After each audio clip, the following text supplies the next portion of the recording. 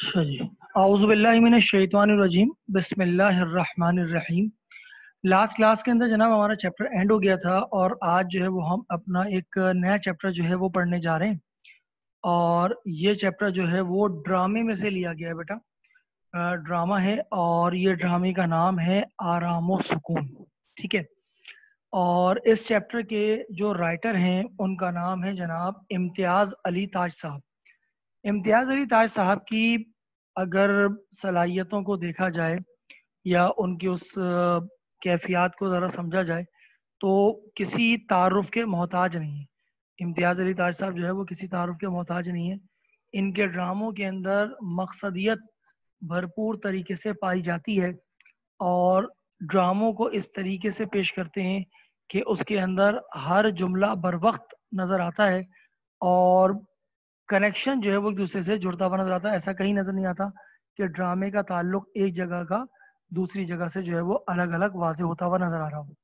और इन्होंने जो अपने दौर के अंदर जो ड्रामे लिखे उनके अंदर दौर हाजिर की मकसदियत को, घरेलू जो मामला थे उस चीज़ को, उन तमाम चीज़ों को जो है वो बाकायदा तौर पर जो है वो उजागर किया। ठीक है। लिहाजा ये उर्दू ड्रामा निगारी के अंदर सफ़े अव्वल के ड्रामा निगारों में इनका जनाब जो है वो शुमार होता है, जिनका नाम है जनाब इम्तियाज़ अली ताज साहब। ठीक है। अब जनाब ड्रामे का जो नाम है वो है आराम व सुकून। ये जनाब एक घर की कहानी है। ठीक है। और बहुत ही इंटरेस्टिंग टॉपिक भी है। एक घर की कहानी है जिसका नाम है जनाब आराम व सुकून। सही है। और थोड़ा सा ज़रा पस मंज़र इसका हम ज़रा डिस्कस कर लें ताकि फिर ड्रामे के हवाले से हमें बात जो है वो बाकायदा तौर पे समझ में भी आए। और वो कुछ इस तरीके से है कि जनाब अ,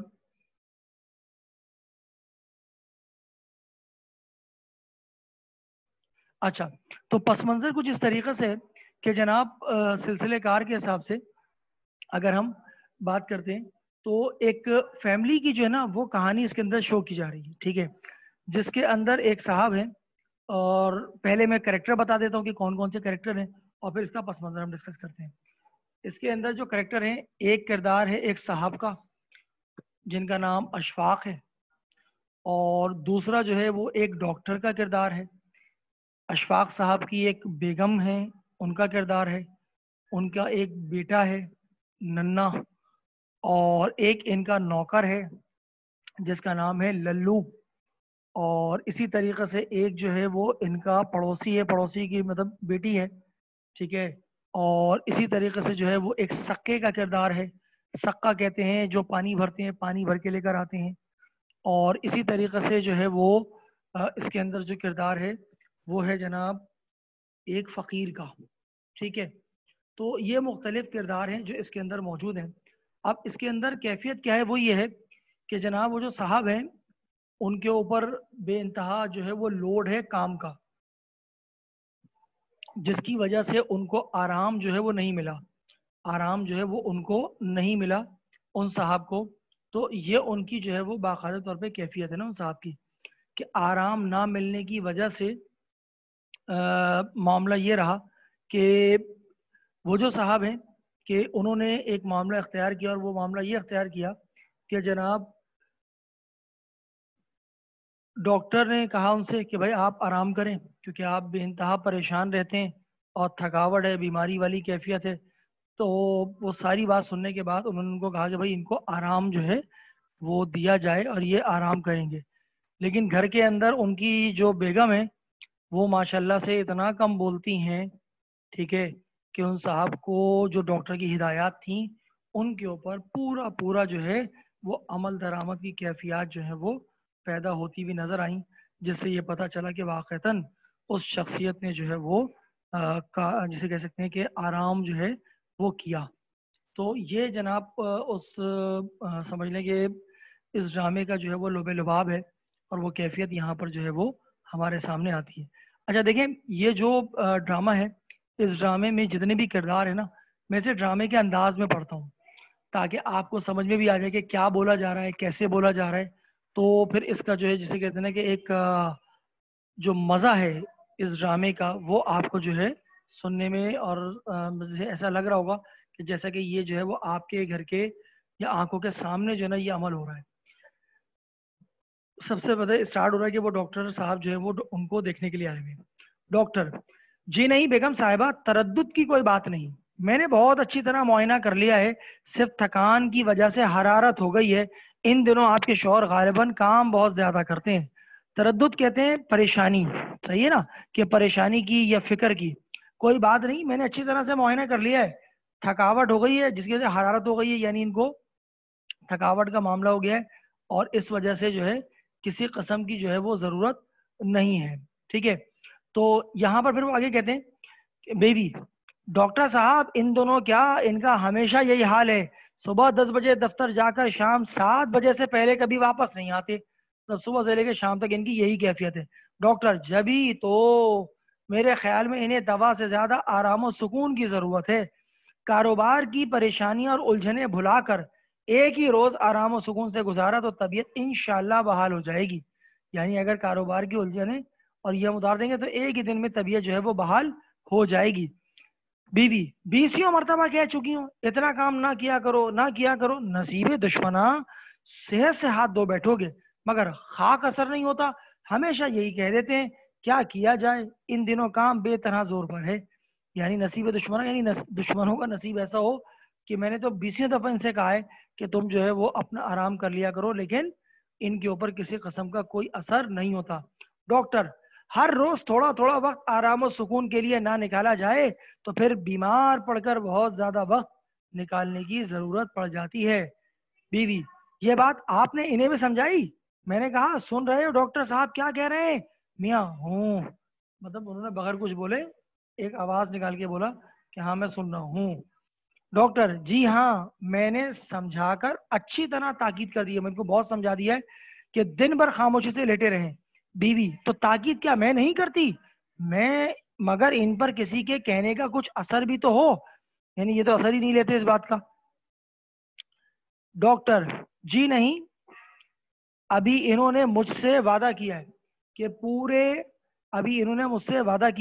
کہ پورے طور پر میری ہدایات پر عمل کریں گے.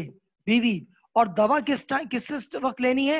ڈاکٹر: جی نہیں، دوا کی مطلق ضرورت نہیں ہے، مطلب دوا کی کوئی ضرورت نہیں ہے. مطلق کا مطلب ہوتا ہے اس کا کوئی تعلق نہیں کہ دوا ان کو دی جائے. جی نہیں، دوا کی مطلق ضرورت نہیں، بس آپ صرف ان کے آرام و سکون کا خیال رکھیے. غذا جو کچھ دینی ہے میں لکھ چکا ہوں، مطلب جو بھی ان کو غذا دینی ہے وہ سب کے سب میں نے پیپر پہ لکھ دی ہے، ان کے بعد لکھا ہوا ہوگا. بیوی: بڑی مہربانی آپ کی. ڈاکٹر: تو پھر اجازت. بیوی: فیس میں آپ کو بھجوا دوں گی. ڈاکٹر: اس کی کوئی بات نہیں، آ جائے گی، گھر والی بات ہے، یہ ان کی فیملی ڈاکٹر ہے. بیوی اونچی آواز سے پکار کر: کس کو؟ اپنے نوکر کو. ارے للو، میں نے کہا ڈاکٹر صاحب کا بیگ باہر کار میں پہنچا دیجیے. ڈاکٹر: ایک بات عرض کر دوں بیگم صاحبہ، مریض کے کمرے میں شور و غل نہیں ہونا چاہیے، اعصاب پر اس کا بہت مضر اثر پڑتا ہے. اعصاب جو سمجھ لیں کہ سینسز کہلاتے ہیں، اور یہاں وہ کہہ رہے ہیں کہ اعصاب کے اوپر جو ہے وہ اس کا بہت مضر اثر پڑتا ہے. صحیح ہے، مضر کا مطلب ہے کہ نقصان دہ ثابت ہوتا ہے.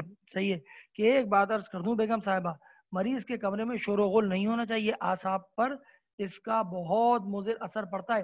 خاموشی اعصاب کو ایک طرح کی تقویت بخشتی ہے، یعنی طاقت دیتی ہے. بیوی: تو مجھے کیا نہیں معلوم ڈاکٹر صاحب، آپ اطمینان رکھیں ان کے کمرے پر پرندہ پر نہ مارے گا. اتنے میں ملازم آتا ہے. مطلب انہوں نے کہا کہ مجھے سب پتا ہے، وہ ماشاءاللہ سے بے انتہا جو ہے وہ نالج رکھنے والی خاتون تھی. تو کہتے ہیں مجھے کیا نہیں معلوم ڈاکٹر صاحب، آپ اطمینان رکھیں ان کے کمرے میں پرندہ پر نہ مارے گا. اتنے میں ملازم آتا ہے. للو: حضور. اتنے میں للو آتا ہے اور کہتا ہے حضور. ڈاکٹر: اٹھا لو یہ بیگ. تو آداب. وہ سلام عرض کرتا ہے اور وہاں سے چلا جاتا ہے. بیوی: ڈاکٹر اور ملازم کے جاتے ہی قریب آ کر میں نے کہا سو گئے کیا؟ اب یہ آپ نے بہت سے لوگوں کو دیکھا ہوگا، یہ عادت سے مجبور ہوتے ہیں کہ کوئی بیمار بیٹھا ہوا اور کوئی عیادت کے لیے آئے، ایک شخص سو رہا ہے، پتا ہے کہ وہ سو رہا ہے لیکن اس کو ہلا کر پوچھتے ہیں سو گئے کیا؟ اچھا، اور جیسے ہی وہ بیچارہ ہڑبڑا کے اٹھتا ہے کیا بولتے ہیں؟ اچھا سو جاؤ سو جاؤ سو جاؤ. اب مطلب ایک شخص کو پہلی نیند نہیں آ رہی اور اگر غلطی سے آ گئی ہے، اچھا سو جاؤ سو جاؤ. تو یہ وہ ایک کیفیت ہے کہ جو لوگوں میں اکثر و بیشتر پیدا ہوتی ہے. تو یہاں وہ کہتے ہیں جناب کیا کہ ڈاکٹر اٹھا لو یہ بیگ. تو آداب بیوی. ڈاکٹر ملازم کے قریب کے جاتے ہی قریب آ کر میں نے کہا سو گئے کیا میاں؟ ہوں یوں ہی چپکا پڑا ہوا ہوں.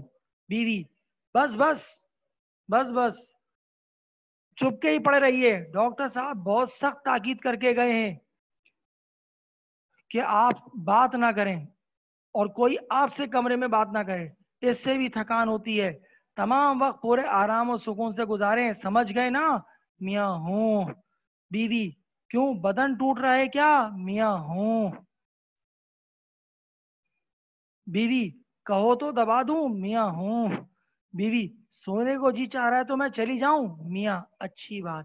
کراتا وہ بولتا ہے ہاں اچھی بات. اس کا مطلب یہ کہ وہ کہے گا کہ بھائی تم جاؤ تو مجھے سکون ملے. بیوی اگر پیچھے کسی چیز کی ضرورت ہوئی تو؟ اچھا بلانے کی گھنٹی پاس رکھے جاتی ہوں. گھنٹی کہاں گئی؟ رات میں نے آپ یہاں میز پر رکھی تھی. اللہ جانے یہ کون اللہ مارا میری چیزوں کو الٹ پلٹ کرتا ہے. اتنے میں کوئی زور زور سے کنڈی کھٹکاتا ہے. کنڈی کی آواز آتی ہے. کون ہے نا مراد؟ ارے للو دیکھیو. بیوی یہ کون کواڑ توڑ ڈال رہا ہے؟ کواڑ کہتے ہیں دروازے کو. للو دور سے جو ان کا نوکر ہے وہ کہتا ہے دور سے آواز کہتا ہے سکا ہے بیوی جی. ابھی سکا کون ہے؟ پانی بھرنے والا. اب بیوی جو ہے اس کے اوپر شروع ہو جاتی ہیں.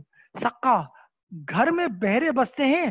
کم بخت اس زور سے کنڈی کھٹکھٹاتا ہے. اللہ مارو کو اتنا بھی خیال نہیں آتا کہ گھر میں کوئی بیمار پڑا ہے. ڈاکٹر نے تاکید کر رکھی کہ شور و غل نہ ہونے پائے. اور اس سے کہو یہ کیا وقت ہے پانی لانے کا؟ اچھی خاصی دوپہر ہونے کو آ گئی ہے. کل سے اتنی دیر سے آیا تو نوکری سے الگ کر دوں گی. میں نامراد کو 20 مرتبہ کہلا چکی ہوں کہ صبح سویرے ہو جایا کرے. کان پر جوں نہیں رینگتی. میاں ارے بھائی اب بخشو اسے. اب انہوں نے سکا کو جو ہے وہ پانی بھرنے والے کو بے انتہا باتیں سنا ڈالی کہ بھائی ایسا ہے اور اس طریقے سے کرنا ہے. اچھا بیوی بخشوں کیسے؟ ذرا طرح دو یہ لوگ سر پر چڑھ جاتے ہیں. اب طرح کا مطلب یہ کہ ذرا سا جو ہے وہ احساس دلاؤ نا. تو اس کو کہتے ہیں کہ ذرا سا طرح دو تو یہ لوگ سر پر چڑھ جاتے ہیں.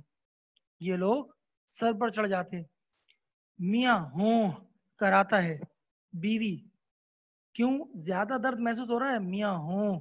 بیوی للو سے کہوں آ کر دبا دے؟ میاں ہوں. بیوی یہ دیکھو یہاں انگیٹھی پر رکھی ہے. آپ بتائیے آپ کے آپ آ گئی. وہ جو گھنٹی ڈھونڈ رہی تھی اس کے لیے کہتی یہاں پاؤں تھے اس کے. یہ سب حرکتیں اس للو کی ہیں. کم بخت نے قسم کھا رکھی ہے کبھی کوئی جس ٹھکانے پر نہ رہنے دے گا. اللہ جانے یہ نامراد میری چیزوں کو ہاتھ کیوں لگاتا ہے. او للو ارے للو. میاں ارے بھائی کیوں ناحق غل مچا رہی ہو؟ گھنٹی رات میں نے خود میز پر اٹھا کر انگیٹھی پر رکھ دی تھی. ہوں. بیوی تم نے؟ اے ہے وہ کیوں؟ میاں ننا بار بار بجائے جا رہا تھا. میرا دم الجھنے لگا تھا. ہوں. للو مجھے بلایا ہے بیوی جی. بیوی کم بخت اتنی دیر سے آوازیں میں دے رہی ہوں. کہاں مر گیا تھا؟ للو آپ نے ریٹھے کوٹنے کو کہا تھا. اب یہ خواتین تو جانتی ہیں ریٹھے جو ہے وہ ایک جڑی بوٹی ہے بالوں میں لگانے کی خاص طور پہ. تو ریٹھے کوٹنے کو کہا تھا. وہ گودام میں ڈھونڈ رہا تھا. میاں ہوں. بیوی صبح سویرے کہا تھا کم بخت تجھے اب تک ریٹھے نہیں مل چکے؟ للو جی مہلت بھی ملے. ادھر گودام میں جاتا ہوں ادھر کوئی بلا لیتا ہے. بیوی ہاں بڑا کام رہتا ہے نا بیچارے کو. سر کھجانے کی فرصت نہیں ملتی. بھاگ یہاں سے نکل جا کر ریٹھے ڈھونڈ. للو چلا جاتا ہے. بیوی تو یہ گھنٹی یہاں تمہارے سرہانے رکھ جاتی ہوں. میاں کرا کر یعنی بیماری والی آواز میں کیواڑ بند کرتی جانا. بیوی پیچھے اکیلے میں جی تو نہیں گھبرائے گا تمہارا؟ میاں تنگ آ کر نہیں بابا نہیں. بیوی ارے ہاں یہ تو میں نے دیکھا ہی نہیں کہ ڈاکٹر صاحب کھانے کے لیے کیا کیا چیزیں لکھ کر گئے ہیں. کہاں گیا ان کا لکھا ہوا کاغذ؟ اے لو یہ نیچے پڑا ہوا ہے. ابھی کہیں کوڑے میں چلا جاتا تو. ہوں. مالٹڈ ملک نارنگی کا رس ساگو دانے کی کھیر یخنی کیا تیار کروا دوں اس وقت کے لیے؟ میاں جو جی چاہے. بیوی اس میں میرے جی چاہنے کا کیا سوال؟ کھانا آپ کو ہے یا مجھ کو؟ میاں ساگو دانا بنا دینا تھوڑا سا. بیوی بس اس سے کیا بنے گا؟ یخنی پی لیتے تھوڑی سی, چوزے کی یخنی بنوا دوں, مقوا چیز ہے. اب یہ سوپ کی بات کر رہی ہیں, یخنی سوپ کے حوالے سے بات کریں, مقوا کا مطلب ہوتا ہے طاقتور, تو چوزے کی یخنی بنوا دیتی ہوں, مقوا چیز ہے. میاں بنوا دو. بیوی 2 قدم چلتی ہیں اور رک جاتی ہیں, مگر میں نے کہا دیر لگ جائے گی یخنی کی تیاری میں, چوزا بازار سے منگوانا ہوگا اس للو سے. اللہ ہمارے کو تو جانتے ہو, بازار جاتا ہے تو وہیں کا ہو رہتا ہے. میاں بیوی تو پھر یوں کرتی ہوں. اتنے میں صحن میں سے بچہ پٹ پٹ پٹ پٹ پٹ پٹ گاڑی چلانے لگتا ہے. میاں ارے بھائی اب یہ کیا کھٹپٹ شروع ہو گئی. بیوی ننا ہے آپ کا, عید کے روز میلے سے یہ کھلونا گاڑی لے کر آیا تھا, نہ اس کم بخت کا دل اس سے بھرتا ہے, نہ وہ کم بخت ٹوٹتی ہے. ارے میں نے کہا ننے نہیں مانے گا نا مراد, چھوڑ اپنی اس پٹ پٹ کو, جب دیکھو لے لیے پھر رہا ہے. صاحبزادے کا دل کسی طرح سے پر ہونے کو نہیں آتا, چولہے میں جھونک دوں گی اس کم بخت کو. اتنا خیال نہیں آتا کہ ابا بیمار پڑے ہیں, شور و غل سے ان کی طبیعت گھبراتی ہے. میاں ہوں. بیوی کم نہیں ہوا درد. میاں اوہ. بیوی دوا لیتے تو گھٹ جاتا, یعنی کم ہو جاتا. میاں اوہ. بیوی تو میں کیا کہہ رہی تھی, کھانے کا پوچھ رہی تھی. پتا چلا تھوڑی دیر میں پھر ننے کی پٹ پٹ پٹ کی آواز آ رہی ہے. پھر وہی نہیں مانے گا نا مراد, ٹھہر تو جا, اور غصے میں اس کے پاس چلی جاتی ہیں. میاں کراتا ہے, دور سے بیوی کی آواز آ رہی ہے, چھوڑ اپنی اس پٹ پٹ کو. بچہ رونے لگتا ہے. چپ نامراد, اتنا خیال نہیں کہ ابا بیمار پڑے, ڈاکٹر نے کہا ہے شور و غل نہ ہو, انہیں تکلیف ہوگی. چپ, خبردار جو آواز نکالی گلا گھونٹ ڈالوں گی. بچہ رونے بند کرنے کی ناکام کوشش کرتا ہے. کم بخت کا جو یہ کھیل ہے ایسا ہی بے ڈھنگا ہے, چل ادھر, نہیں چپ ہوگا تو.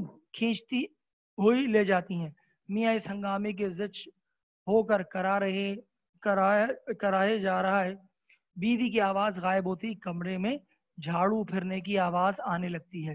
میاں چونک کر ہوں. ارے بھائی یہ گرد کہاں سے آنے لگی, لا حول ولا قوت, ارے کیا ہو رہا ہے.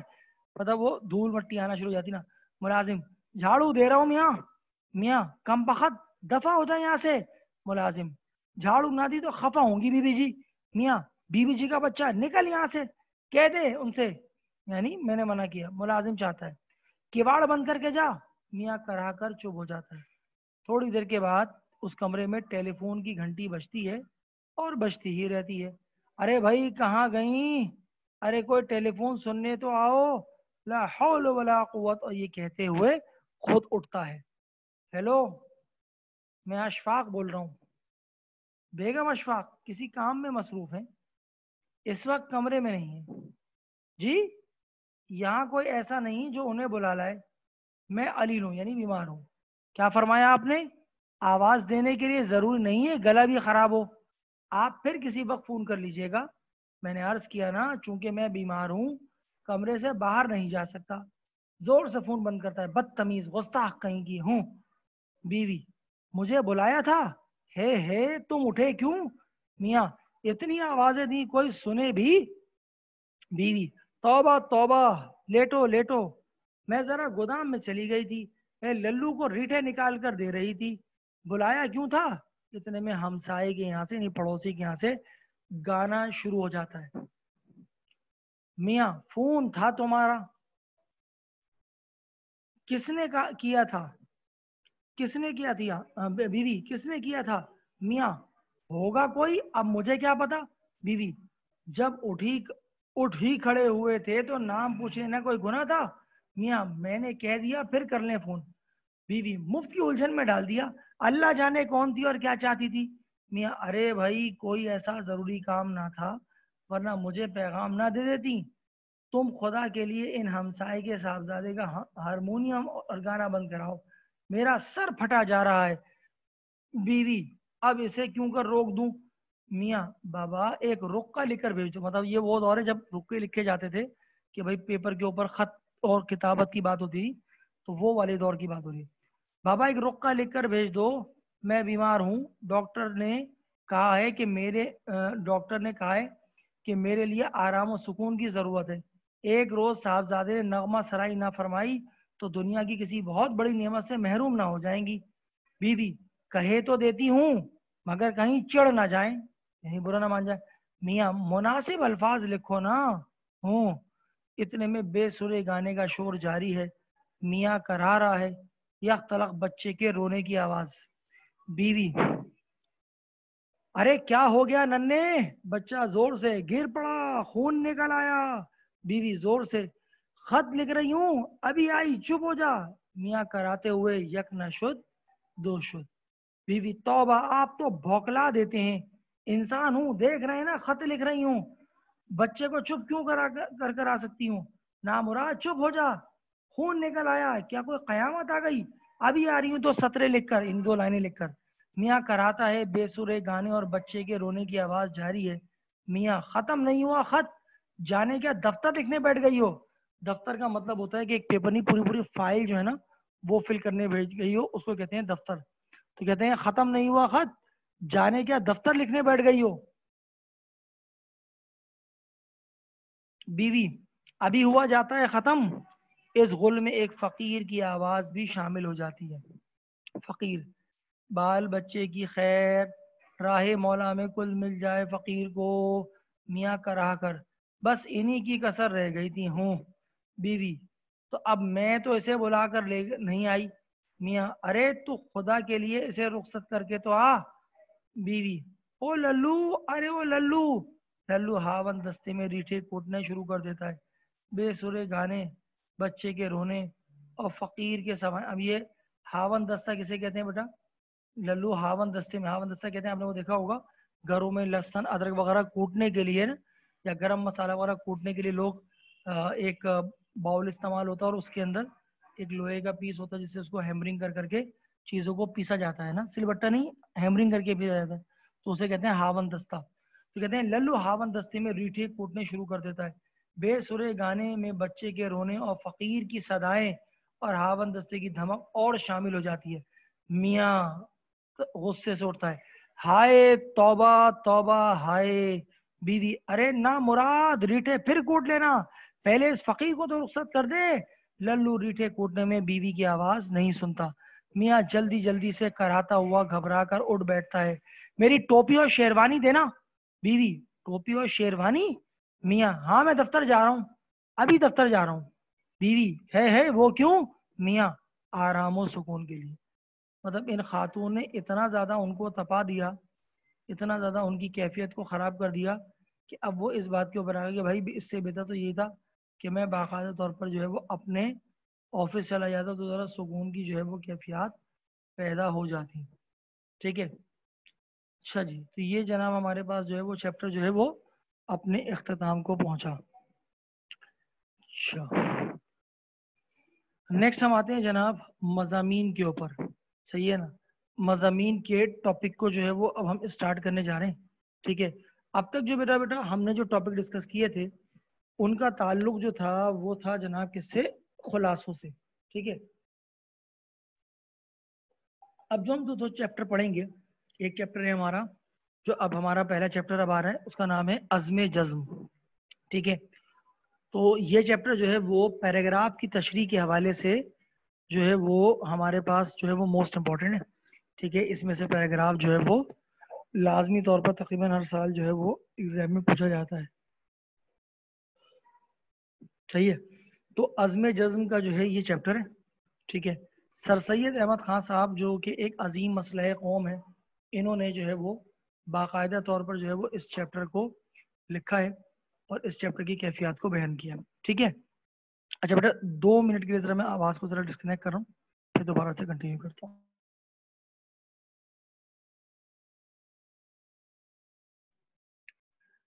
اچھا جناب، تو سر سید احمد خان صاحب نے جو ہے وہ اس چیپٹر کو لکھا ہے، اور یہ وہی معاملات ہے کہ اگر ہم بات کریں تو سر سید احمد خان کا جو سلسلہ کار ہے وہ مسلمانوں کے لیے پہلے، سب سے پہلے بنی نوع انسان کے لیے اور پھر اس کے بعد مسلمانوں کے لیے بڑی اہمیت کا حامل ہے، اور یہ ایک عظیم مسلح قوم ہے کہ جن کی تحریروں کو اور جن کے ارشادات کو جو ہے وہ رہتی دنیا تک جو ہے وہ مشعل راہ کے طور پر یاد رکھا جائے گا۔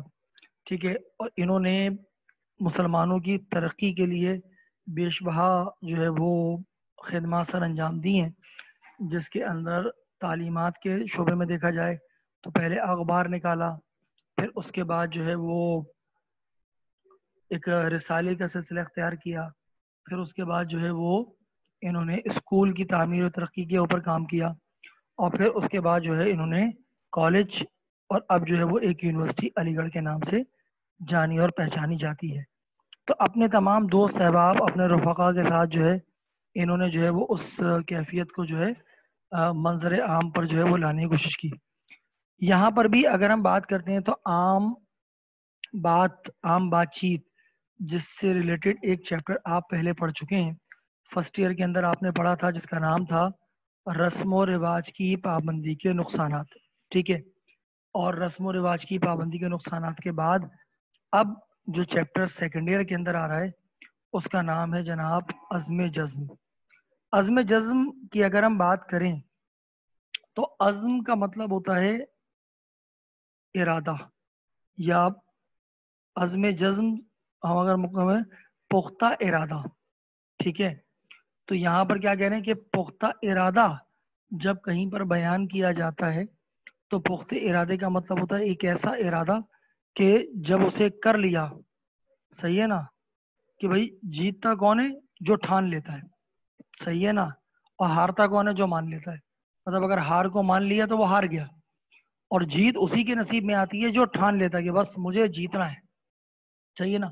تو جب کبھی بھی آپ دنیا میں کسی بھی کام کو کرنے کے لیے اگر ارادہ کر لیں کہ بس یہ ہو کے رہے گا، تو بس اس کے اوپر جو ہے پھر وہ کیفیت جو ہے وہ اسی انداز میں بڑھتی ہوئی نظر آتی ہے، جس کو جناب ہم نام دیتے ہیں کس کا؟ عزم جزم کا نام دیا جاتا ہے۔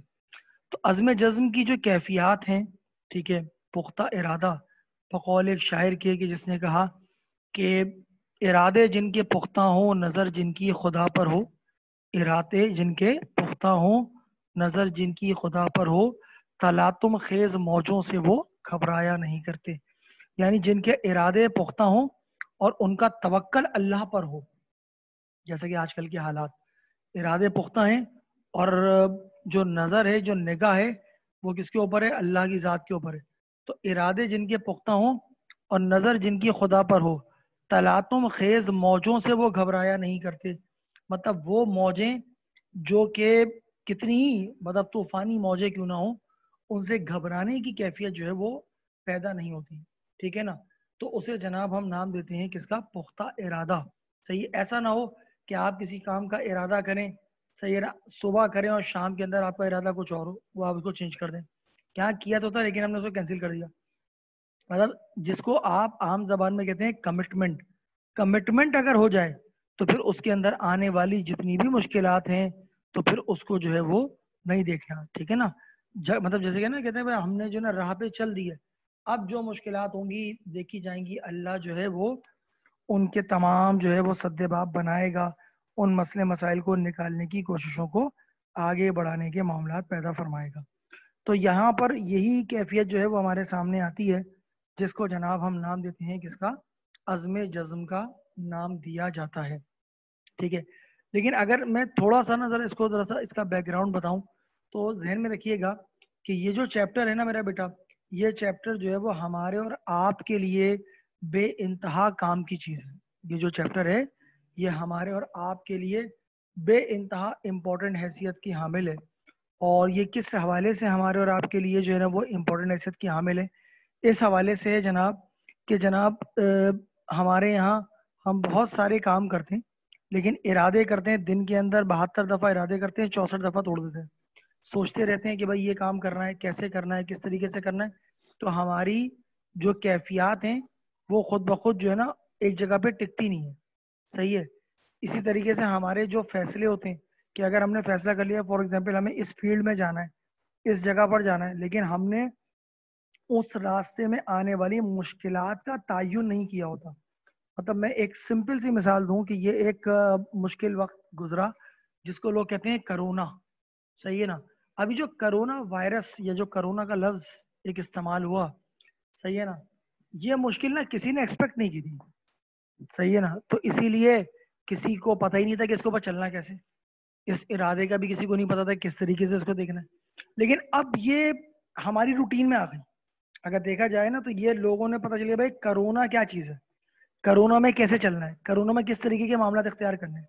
तो अब क्या होगा कि अब वो लाहे अमल वैसे इख्तियार कर लिया जाएगा, साल भर का, 1.5 साल का, 2 साल का, 3 साल का, मतलब एक ऐसा लाहे अमल इख्तियार कर लिया जाएगा। ठीक है भाई, कुछ भी हो जाए, अगर कारोबार बंद भी हो जाए और कोई माली मुआवनत भी ना हो, चाहिए ना तो साल, 2 साल, 3 साल उसका कोई बैकअप प्लान हो। जैसे मिसाल के तौर पे आजकल हम और आप जो क्लासेस का सिलसिला चल रहा है, जैसे कि ऑनलाइन क्लासेस, तो ये जो होमवर्क हो जाएंगे ना लोगों के और जो काम हो जाएंगे, ये आइंदा आने वाली चीजों में भी कारगर बनेंगे। लेकिन इसके बारे में पहले को नहीं जानता था, तो जब कोई नहीं जानता तो उसका इरादा भी जो है ना वो मुसम्मम नहीं होता, एक जगह पर जो है ना वो टिका हुआ नहीं होता।